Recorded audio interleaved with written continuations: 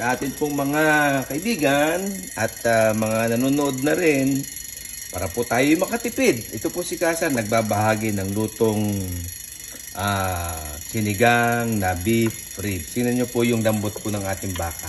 Sinigang ganyan? Ay, sorry po. Nilaga po. I'm sorry. Nilaga po ito. Kita nyo po, humihiwalay na yung buto sa laman. Ito po yung pinakulo natin ng 1 oras at kalahati sa medium to high heat, no? Ang una po nating ilalagay ay paminta. Yan, pamintang buo. Ito po ating mga ingredients. Pamintang buo, sibuyas na marami, patatas na may balat po, nandiyan po yung sustansya sa balat, at saka po repolyo. Pag naihulog po natin ang paminta, yan, mapansin po ninyo, hindi po ganun karami sa sabaw para po malasang-malasa. Ihulog naman po natin ang sibuyas. Ang style po ito ay para po sa mga hindi nagmamadali, yung may mahabang oras sa pagluluto. Sapagkat ito po pakukuluin pa natin po ng 1 pang oras para po pagluto na po yung patatas din. Yan, sibuyas naman po yan, no? Kaunti pong halo.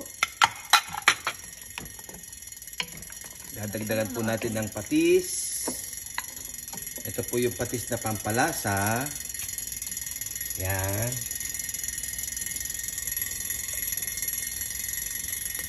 Mga tatlong spoon. Maigi na po yung mapatabang kaysa mapaalat. Sapagkat pag po matabang, madadagdagan po ng paalat. Okay? At dadagdagan din po natin ng kaunti pang durog na paminta. Yan. Pagkatapos po ihuhulog po natin ang patatas. Ito po. Ayan.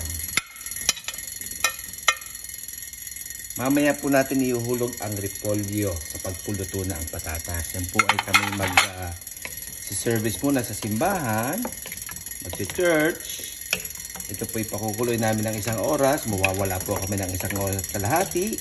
Pagbalik po namin ay paiinitin na ihuhulog ang repolyo at luto na po siya at kakain na po kami ng kanin sa tanghalian ngayong linggo. God bless po!